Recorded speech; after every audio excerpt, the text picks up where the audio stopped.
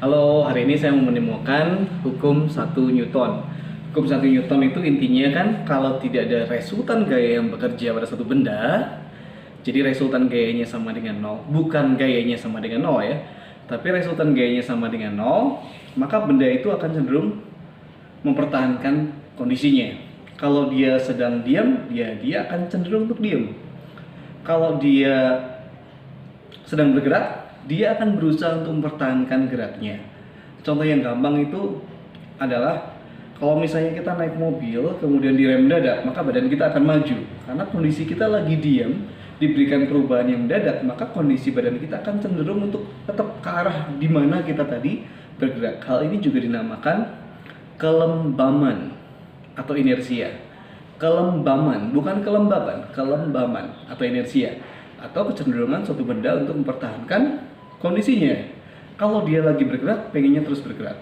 Contoh yang lain lagi, kalau misalkan dari diem, kalian membonceng satu orang, kemudian digas mendadak dari kondisi diem, maka badan kita seperti itu kan, diem, tapi diberikan perubahan mendadak, sehingga kita punya kecenderungan untuk tetap diam di satu tempat. Nah, hari ini kita akan coba demokan dengan beberapa peralatan. Nanti akan saya taruh di meja dan saya akan sambil menjelaskannya.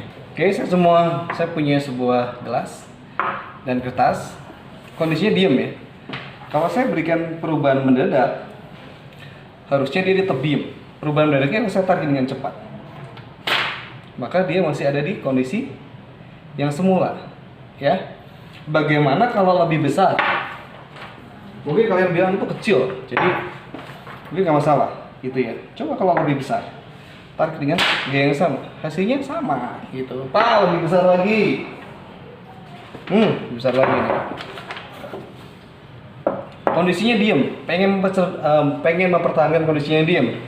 Tarik, besar lagi. Bagaimana kalau kita pukul? Kita pukul.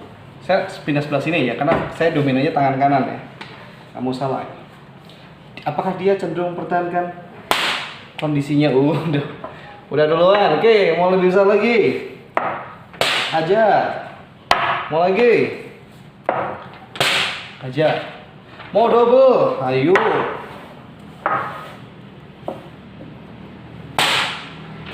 Dia cenderung mempertahankan kondisinya. Gimana kalau kita kasih isi?